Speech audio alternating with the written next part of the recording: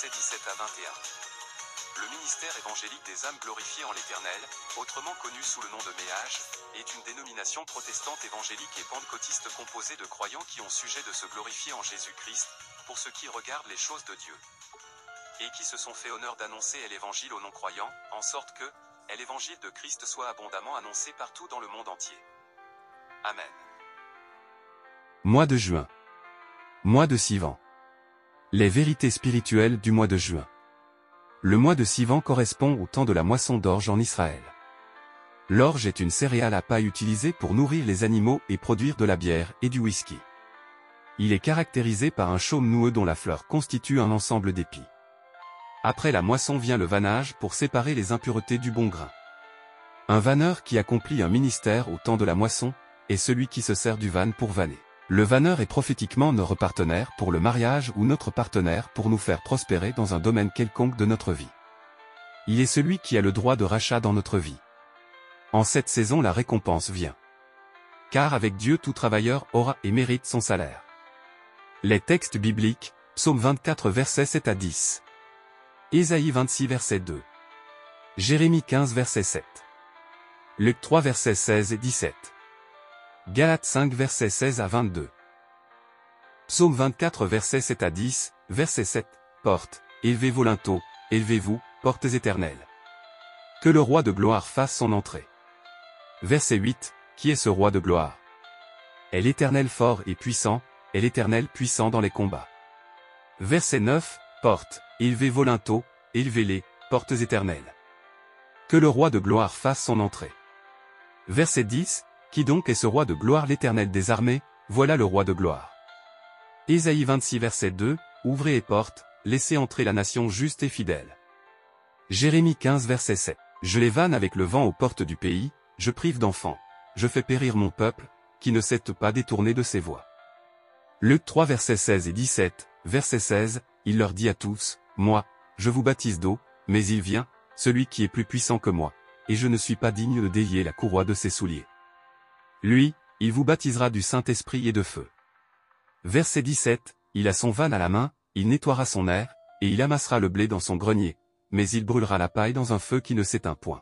Galates 5 versets 16 à 22, verset 16, je dis donc, marchez selon l'Esprit, et vous n'accomplirez pas les désirs de la chair. Verset 17, car la chair a des désirs contraires à ceux de l'Esprit, et l'Esprit en a de contraires à ceux de la chair, ils sont opposés entre eux, afin que vous ne fassiez point ce que vous voudriez.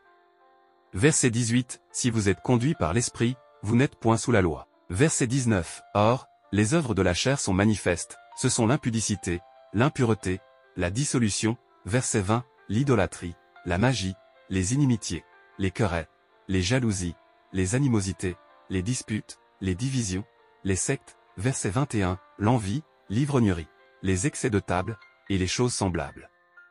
Je vous dis d'avance, comme je l'ai déjà dit, que ceux qui commettent de telles choses n'hériteront point le royaume de Dieu. Verset 22, mais le fruit de l'esprit, c'est l'amour, la joie, la paix, la patience, la bonté, la bénignité, la fidélité, la douceur, la tempérance. Les exemples à suivre. Pour savoir ce qui est propice de faire dans cette saison, nous allons prendre l'exemple de Ruth dans la Bible.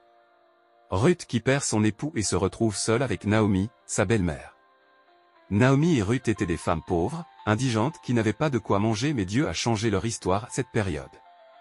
Ruth chapitre 3 les versets 1 à 18, verset 1, Naomi, sa belle-mère, lui dit, ma fille, je voudrais assurer ton repos, afin que tu fusses heureuse. Verset 2, et maintenant Boaz, avec les servantes duquel tu as été, n'est-il pas notre parent?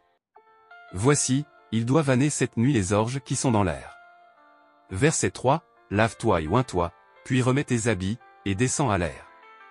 Tu ne te feras pas connaître à lui, jusqu'à ce qu'il ait achevé de manger et de boire. Verset 4, et quand il ira se coucher, observe le lieu où il se couche. Ensuite va, découvre ses pieds, et couche-toi. Il te dira lui-même ce que tu as à faire. Verset 5, elle lui répondit, je ferai tout ce que tu as dit. Verset 6, elle descendit à l'air, et fit tout ce qu'avait ordonné sa belle-mère. Verset 7, Boaz mangea et but, et son cœur était joyeux. Il alla se coucher à l'extrémité d'un tas de gerbes. Ruth vint alors tout doucement, découvrit ses pieds, et se coucha. Verset 8, au milieu de la nuit, cet homme eut une frayeur, il se pencha, et voici, une femme était couchée à ses pieds. Verset 9, il dit, « Qui es-tu » Elle répondit, « Je suis Ruth, ta servante, étends ton aile sur ta servante, car tu as droit de rachat. » Verset 10, et il dit, « Sois bénie de l'Éternel, ma fille. Ce dernier trait témoigne encore plus en ta faveur que le premier, car tu n'as pas recherché des jeunes gens, pauvres ou riches. » Verset 11, « Maintenant, ma fille, ne crains point, je ferai pour toi tout ce que tu diras, car toute la porte de mon peuple sait que tu es une femme vertueuse. » Verset 12, « Il est bien vrai que j'ai droit de rachat, mais il en existe un autre plus proche que moi. » Verset 13, « Passe ici la nuit, et demain, s'il veut user envers toi du droit de rachat, à la bonne heure, qu'il le fasse, mais s'il ne lui plaît pas d'en user envers toi, j'en userai, moi, l'Éternel est vivant. Reste couché jusqu'au matin. » Verset 14, elle resta couchée à ses pieds jusqu'au matin, et elle se leva avant qu'on puisse reconnaître l'un l'autre. Boaz dit, qu'on ne sache pas qu'une femme est entrée dans l'air. Verset 15, et il ajouta, donne le manteau qui est sur toi, et tiens. Elle le tint, et il mesura 6 mesures d'orge, qu'il chargea sur elle. Puis il rentra dans la ville. Verset 16, Ruth revint auprès de sa belle-mère, et Naomi dit, Est-ce toi, ma fille? Ruth lui raconta tout ce que cet homme avait fait pour elle. Verset 17, elle dit, il m'a donné ces 6 mesures d'orge, en disant, tu ne retourneras pas à vide vers ta belle-mère. Verset 18, et Naomi dit, sois tranquille, ma fille, jusqu'à ce que tu saches comment finira la chose, car cet homme ne se donnera point de repos qu'il n'ait terminé cette affaire aujourd'hui. Les actes à poser. C'est le Saint-Esprit qui dictera ce que le peuple devra mettre en exécution. La vérité doit s'imposer en cette saison, la saison de la Pentecôte, à laquelle nous devons monter à la montagne et laisser Dieu établir son trône dans notre vie. La saison de la moisson est propice pour prier pour notre partenaire, pour notre prospérité, pour prier pour tous les domaines de notre vie. Si on ne se nettoie pas physiquement et spirituellement, on ne pourra pas trouver notre partenaire. Nous ne devons pas être ni paraître tristes en ces moments car c'est en cette saison que Christ cherche ses épouses. Tout ce qui est passé, qui est mort, comme le partenaire de Ruth, représente notre ancienne vie. Ceux qui veulent toutes sortes de faveurs doivent se coucher aux pieds du Seigneur car Christ est notre premier vanneur. Cette période est favorable pour ressouder notre relation verticale avec Jésus-Christ. Dans cette ère, le soleil de justice tombe sur nous. On ne peut pas sortir de l'air sans avoir été touché par Dieu. Nous devons être résolus, constants. Restons jusqu'au nouveau départ. Car Jésus nous rassasie toujours quelle que soit notre condition. Ce que Dieu commence, il l'achève. Ne chuchotons pas, ne murmurons pas. Les prières à faire. Seigneur, étends ton aile sur moi, car tu as ton droit de rachat sur ma vie. Rachète-moi du célibat, chômage, pauvreté, de mes péchés. Tout ce qui avait le droit de rachat sur ma vie, que le Seigneur les disqualifie. Ce qui avait la domination, la légitimité spirituelle sur ma vie. Seigneur, rachète-moi. Que celui qui avait le premier droit de rachat sur ma vie ne l'utilise pas. Seigneur, aide-moi à être résolu et constant jusqu'à ce que ton soleil de justice se lève sur moi. Mais tout ce dont j'ai besoin en cette saison pour prendre soin de ma famille, ce dont j'ai besoin dans tous les domaines de ma vie. Je ne peux pas retourner à vide en cette saison. Je reçois, dans ma santé, dans mes finances, dans l'Église. Pour mon ministère, pour les âmes, pour mon futur foyer, pour nos familles. Pendant que je suis à tes pieds que je ne retourne pas à vide. Seigneur, apprends-moi à rester tranquille. Que je ne sois pas inquiète, ni troublée, ni agitée jusqu'à ce que tu aies fini d'achever ce que tu as commencé dans la vie, dans la famille, dans mon Église, dans mon pays, dans le corps de Christ. Seigneur, que je ne sois pas méchant et paresseux dans le monde spirituel. Que le vent destructeur souffle dans toute leur richesse, sur les richesses de Babylone, la vie mondaine. Je déclare, je me réjouirai en l'Éternel, je mettrai ma gloire dans le sein d'Israël. Toute loi qui me retenait captif doit être rompue en ce nouveau mois. Il est temps pour moi que le Seigneur efface le livre du diable et qu'il me fasse vivre selon son livre. En ce temps, Seigneur, envoie sur moi ton Esprit Saint qui me conduira dans la vérité. Je prie pour l'accomplissement de la prophétie d'Ésaïe dans ma vie familiale, l'Église et le corps de Christ. Que toute relation illicite qui nous empêche d'entrer dans notre destinée soit brisée. Que le chauffard retentisse afin que Dieu envoie ses anges combattre pour nous le long du mois.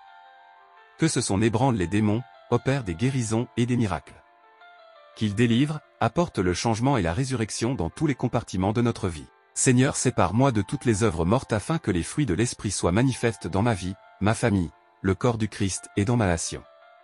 La parole à méditer. Matthieu 25 versets 24 à 27, verset 24, celui qui n'avait reçu qu'un talent s'approcha ensuite, et il dit, Seigneur, je savais que tu es un homme dur, qui moissonne où tu n'as pas semé, et qui amasse où tu n'as pas vanné. Verset 25, j'ai eu peur, et je suis allé cacher ton talent dans la terre, voici, prends ce qui est à toi. Verset 26, son maître lui répondit, Serviteur méchant et paresseux, tu savais que je moissonne où je n'ai pas semé, et que j'amasse où je n'ai pas vanné. Verset 27, il te fallait donc remettre mon argent au banquier, et, à mon retour, j'aurai retiré ce qui est à moi avec un intérêt. Nous disons 3 fois, Amen.